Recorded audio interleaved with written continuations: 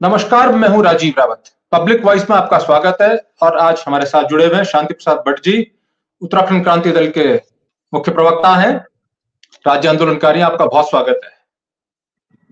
भट्ट साहब, जो राज्य आपने बनाया और उस राज्य की बनाने की नींव में गैरसैंण राजधानी थी, लेकिन चलिए जैसे तैसे इस कहानी को लंबा नहीं खींचते, लेकिन ग्रीष्मकालीन राजधानी गैरसैंण बन गई। 3 दिन के लिए इस बार सरकार, उनको लगा कि 3 दिन की गर्मी पड़ रही है देहरादून में, तो 3 दिन की गर्मी के लिए ग्रीष्मकालीन राजधानी गैरसैंण चले जाओ। लेकिन इस 3 दिन के सत्र के दूसरे दिन गैरसैंण में विधानसभा के भीतर बड़ा धमाका हो गया। एक निर्दलीय विधायक उमेश कुमार ने कहा कि 500 करोड़ रुपए खर्च करके उत्तराखंड की सरकार को गिराने की साजिश की गई थी। वो साजिश अभी गतिमान है। कब की गई थी इसकी तारीख अभी पता नहीं, लेकिन ये साजिश चल रही है, ऑन रिकॉर्ड्स आ गया। और इस साजिश के पीछे जिन किरदारों का जिक्र उन्होंने किया, उनमें गुप्ता बंधु जिन्हें समूचा देश जानता है, जिनके बेटे की सबसे महंगी शादी औली के बुग्यालों में हुई थी, जहां के कचरा साफ करने के लिए भी कई महीने लग गए थे और लाखों का जुर्माना उन पर लगाया गया था नगर पालिका के द्वारा।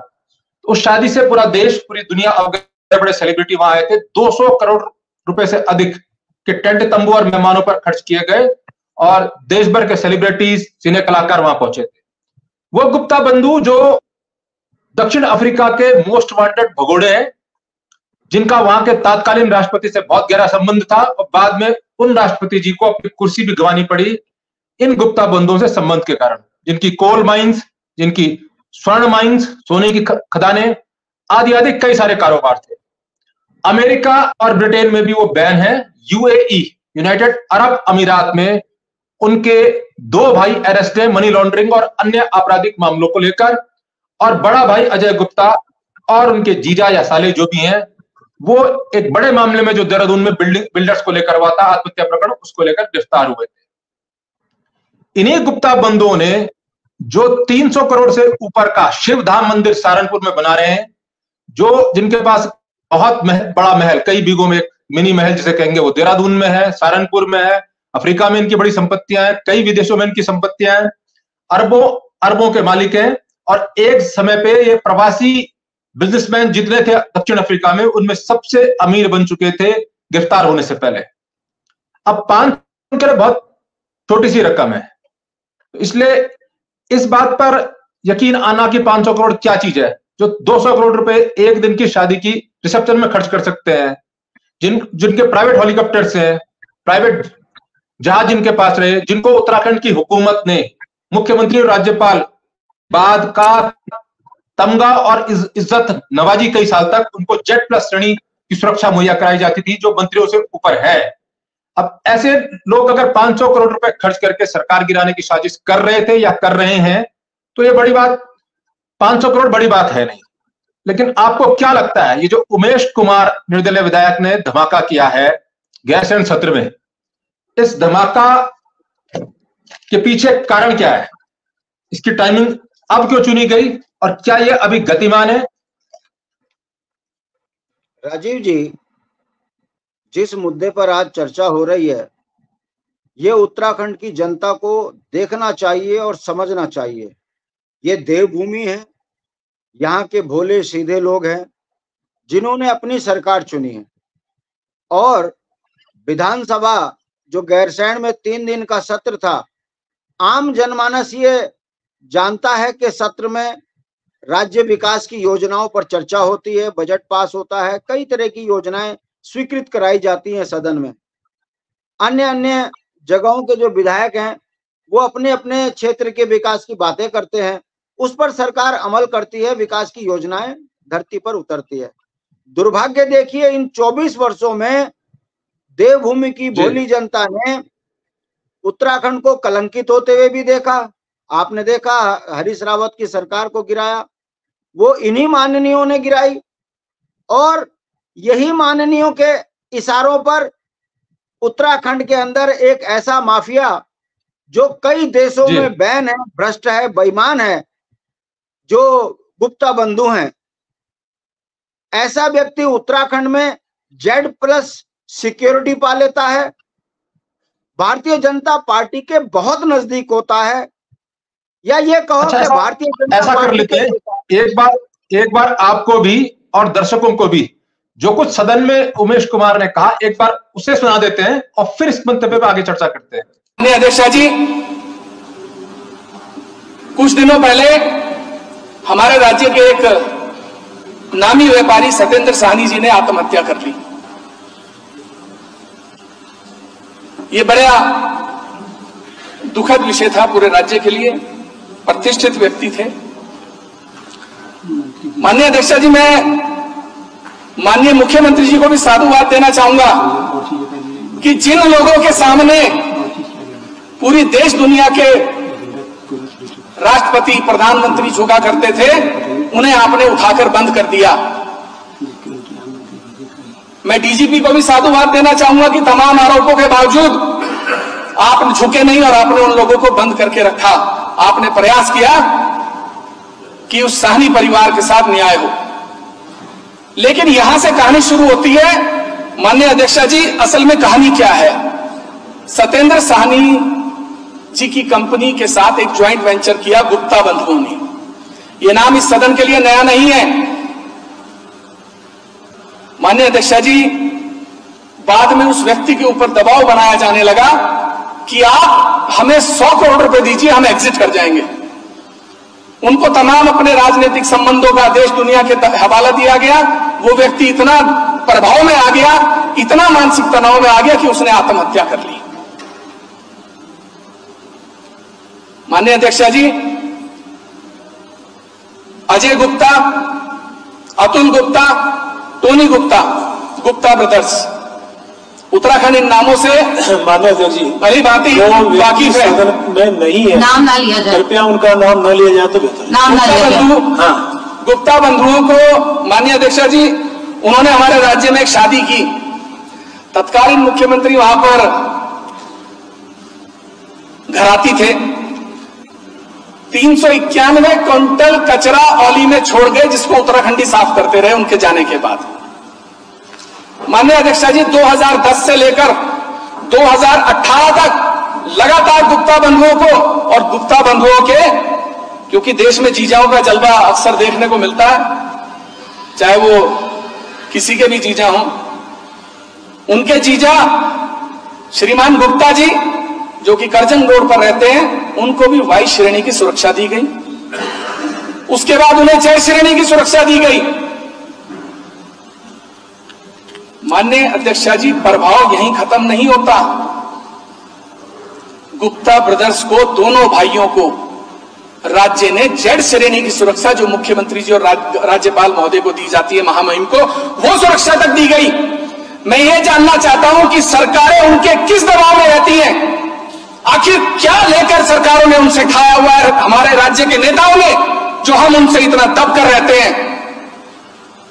किस आधार पर जिन लोगों को पूरी दुनिया में वांटेड घोषित कर दिया गया, FBI ने जिनके खिलाफ इन्वेस्टिगेशन खोल दी, जिनके खिलाफ रेड कॉर्नर नोटिस जारी कर दिया गया, जिनको दुबई में गिरफ्तार कर लिया गया, जिनके खिलाफ साउथ अफ्रीका में सबसे बड़े भ्रष्टाचार के चलते रेमंड जोंडो श्रीमान महामहिम, जो कि पूर्व सुप्रीम कोर्ट के जस्टिस हैं, उनकी अध्यक्षता में आयोग बनाकर जांच कराई गई।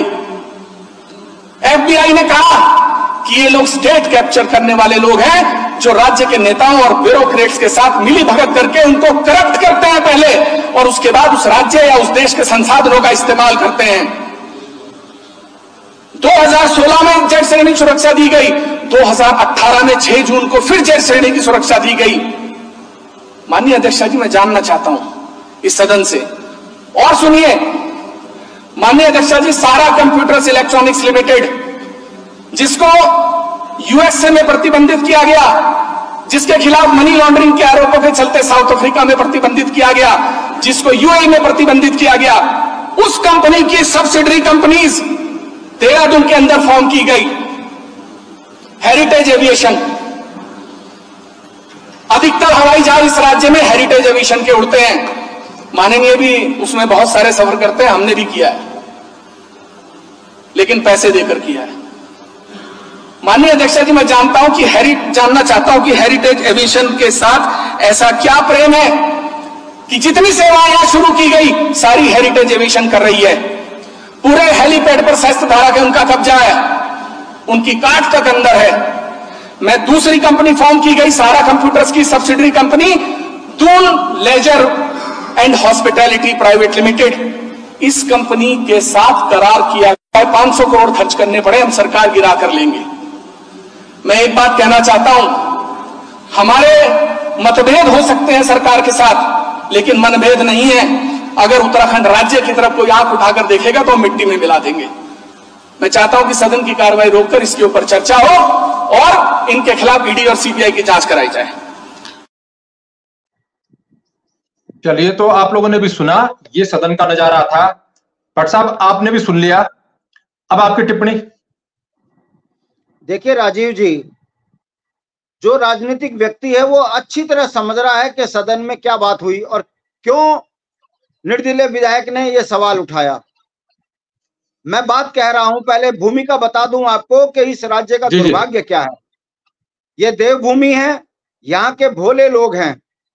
राजनीति में अपना भविष्य सुरक्षित करने के लिए राष्ट्र के नाम पर दोनों राष्ट्रीय पार्टियों को यहाँ थरपा है, भाजपा कांग्रेस को। और उत्तराखंड की जनता को मिला क्या है? घोटाले, बेईमानी, परिसंपत्तियों पे लूट, उत्तराखंडियत पर का कत्ल, उत्तराखंड के तमाम संसाधनों पे डकैती, ये उत्तराखंड के भाग्य में इन दोनों राष्ट्रीय पार्टियों ने थोपा है। उसी का परिणाम है कि उत्तराखंड में निराशा, हताशा आज आम जनमानस और परिवार में छाई हुई है। ये दुर्भाग्य इन राष्ट्रीय पार्टियों के कारण उत्तराखंड का हुआ है। अब आ जाइए कि उत्तराखंड के सदन में जो कल निर्दलीय विधायक ने बोला है, इसके पीछे की पृष्ठभूमि पे भी आ जाइए। देखिए, गुप्ता बंधु को भारतीय जनता पार्टी ने पोषित किया। कौन था वो भारतीय जनता पार्टी का नेता जो दिल्ली के इशारों में गुप्ता बंधु को यहाँ Z+ सुरक्षा दिए हुए था? मैं निर्दलीय विधायक को इस बात के लिए बधाई देता हूं। हालांकि जो सवाल उन्होंने खड़े किए हैं वो भी भारतीय जनता पार्टी की ही सरकार के किसी नेता के इशारे पर कहा गया है, क्योंकि गुटों में बटी भाजपा। राजीव जी, इस बात को समझिए। उन्होंने बड़ी ईमानदारी से धामी जी की बधाई कह दी। इसका मतलब समझते हो? आम राजनीतिक व्यक्ति यह बात जानता है कि धामी जी की कुर्सी हिलाने वाले जो गुप्ता बंधु हैं, जिनको उत्तराखंड में एक भाजपा के नेता के इशारे पे जो काम मिले थे, उन कामों को छीनने का प्रयास हो रहा था। इसलिए गुप्ता बंधु के जो है सरकार गिराने की बात जो सदन में आ रही है हुई होगी। और ये दोनों भाजपा के नेता हैं और दोनों टॉप लेवल के हैं। इसीलिए ये जो बात सदन में आई है, दुर्भाग्य तो उत्तराखंड की जनता का है। सदन में सवाल उठाने वाला जी, लगता है कनेक्टिविटी थोड़ी हमारी तकनीकी कारणों से गुप्ता बंधु नहीं हो पा रही है।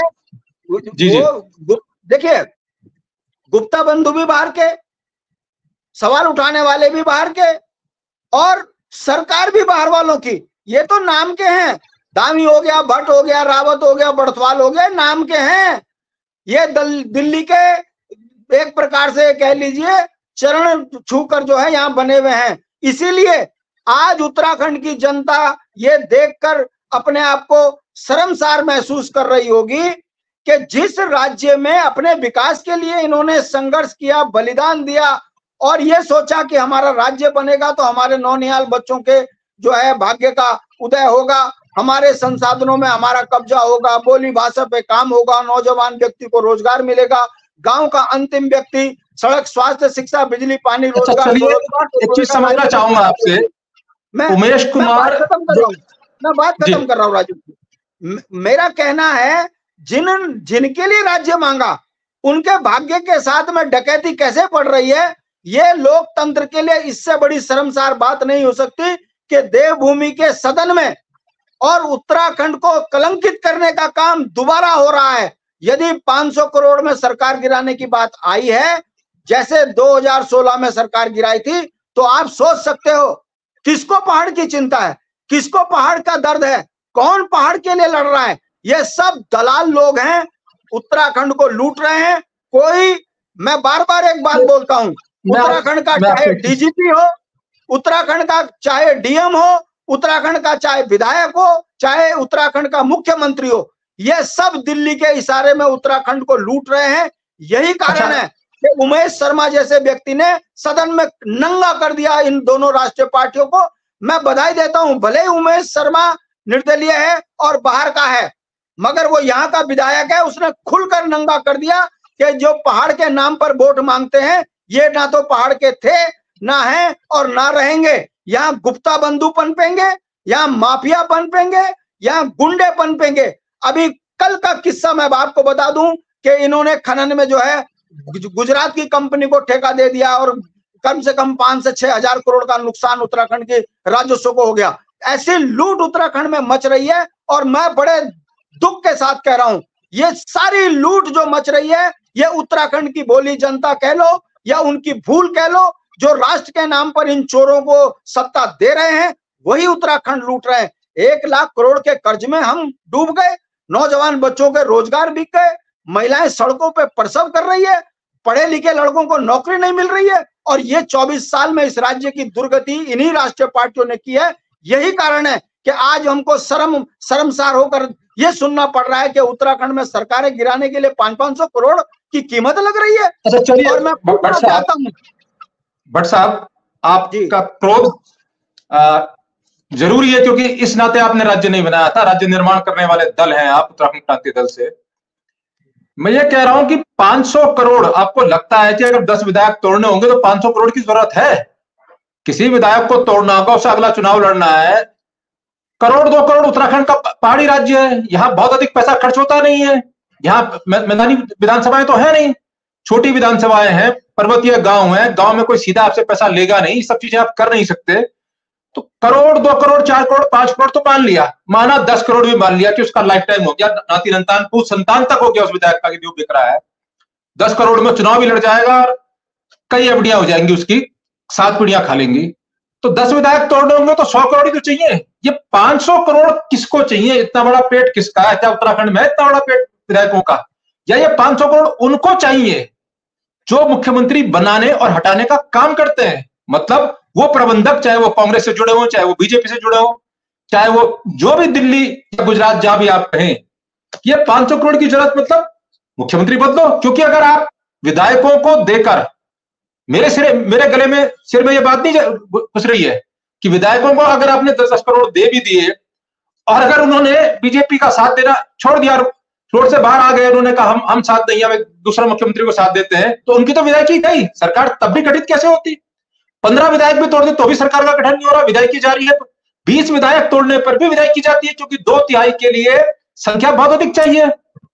तो इसका मतलब ये जो 500 करोड़, यदि इस बात में सच्चाई है, उमेश कुमार को सार्वजनिक करनी चाहिए थी। आज भी सदन चल रहा है, हम तो उनसे कहेंगे सार्वजनिक पूरी बात खोलिए, क्योंकि सदन में जो आपकी कई भी बात पर फिर आगे आपको परेशानी नहीं होनी है, बाहर खोलेंगे तो आप पर मानहानि तमाम दावे हो सकते हैं। तो क्लियर करना चाहिए कि 500 करोड़ का उपयोग क्या कांग्रेस या विपक्ष के लिए हो रहा था कि वो तोड़े विधायकों को, उनको दिए जा रहे थे, या फिर बीजेपी में ही ऐसे आका जो मुख्यमंत्री बनाते और हटाते हैं, उन तक ये बात हो रही थी कि उनको देकर अपने मर्जी का मुख्यमंत्री बनाया जाए? आपको क्या लगता है? देखिए राजीव जी, आपके जो प्रश्न है इसी में उत्तर छुपा है। एक बात मैं आपको बता दूं, उत्तराखंड के विधायकों की इतनी हैसियत नहीं है कि ये 500 करोड़ रुपए लेके सरकार गिरा दें। ये तो दिल्ली वालों के नौकर हैं, कान पकड़ के कभी भी इनको हटा दें, ये चू नहीं कर सकते। ये 500 करोड़ का खेल है। देखिए, दिल्ली पैसा दे दिया तो उनको तो 1 रुपए की जरूरत नहीं है, पर्ची आएगी, नया मुख्यमंत्री हो गया। मेरी बात आने दीजिए। दिल्ली वाले जो उत्तराखंड को लूट रहे हैं, वो ठेकेदार दिल्ली वाले, बड़े बड़े खनन माफिया दिल्ली वाले, केदारनाथ में और बद्रीनाथ में काम करने वाले गुजराती दिल्ली वाले, उत्तराखंड की उत्तराखंडियत को खत्म करने वाले दिल्ली वाले, और सरकार को गिराने वाले भी दिल्ली वाले हैं। अब आपको मैं थोड़ा सा इशारे में एक बात बता दूं कि निर्दलीय विधायक का ये कहना कि धामी जी का धन्यवाद, किस बात का? तुम्हारी सरकार गिर रही है, जेल क्यों नहीं फेंका अभी तक? और डीजीपी का शुक्रिया, इसका मतलब समझते हो ना राजीव जी? ये भाजपा के एक गुट के इशारे पर हो रहा है, दूसरे गुट को राजनीतिक रूप से नंगा करने के लिए। और विधायक अगर उनकी सरकार की तारीफ कर रहे हैं तो इससे पता चलता है कि ये गठबंधन है निर्दलीय विधायक का और धामी जी का।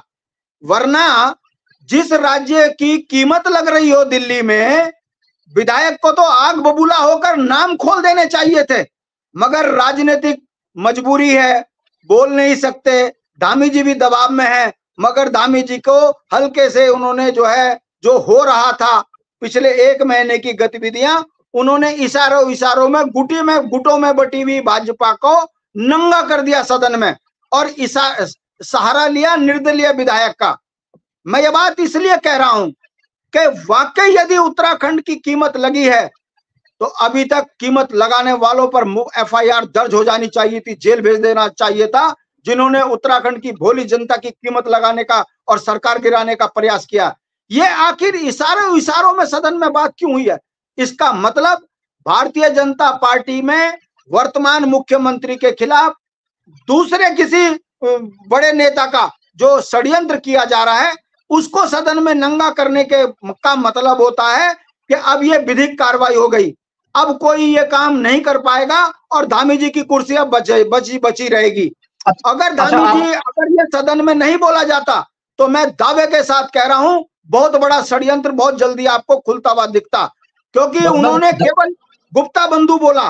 गुप्ता बंधु किस नेता के इशारे पर यहाँ पर पनपा, ये भाजपा का बच्चा जानता है। और उत्तराखंड के लिए कितने शर्म की बात है, ये पूंजीपतियों की पार्टी भाजपा, इसने बर्बाद कर दिया उत्तराखंड को। लोग धर्म के नाम पर अंधे होकर 5 किलो राशन के चक्कर में पूरे उत्तराखंड को गिरवी रखवा दिया। आपको ध्यान होगा, कलंकित होने वाली बात है, आपको ध्यान होगा क्योंकि समय काफी हो गया है। एक महत्वपूर्ण बिंदु पर यही कुमार जिनका आप जिक्र कर रहे हैं, विधायक जी, ये विधायक जी पत्रकार हुआ करते थे पहले। आपको ध्यान होगा हरीश रावत जी की सरकार जब एक बार गिराई गई थी और राष्ट्रपति शासन लगा दिया था, उसके बाद सुप्रीम कोर्ट के जरिए वो पुनः उनकी सरकार वापस आई, बहाल हुई।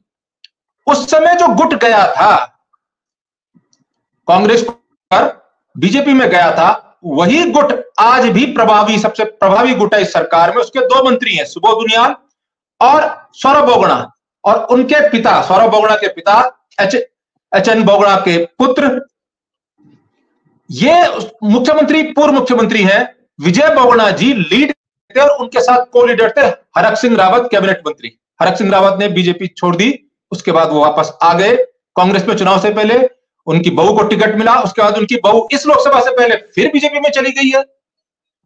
तो ये जो पूरा गठजोड़ है, और हरक सिंह रावत के नजदीकी माने जाते हैं उमेश कुमार, वो पत्रकार थे और उस समय उन्होंने स्टिंग भी किए थे।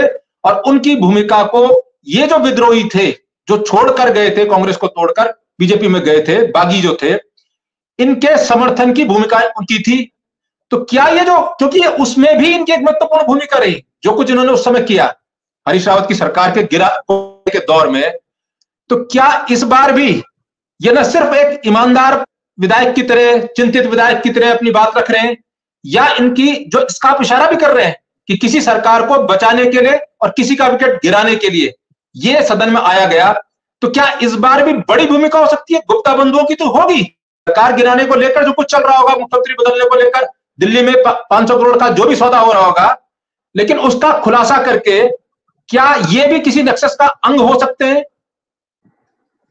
देखिए राजीव जी, इस घटना के बाद भाजपा के अंध भक्तों की आंख खुलेगी और जिन्हें उत्तराखंड से प्यार होगा वो भाजपा छोड़ेंगे, क्योंकि इससे बड़ी कलंकित कोई बात नहीं हो सकती कि एक निर्दलीय विधायक जो पहले पत्रकार थे, उनके ऊपर भी सरकार गिराने के आरोप लगे हरीश रावत के।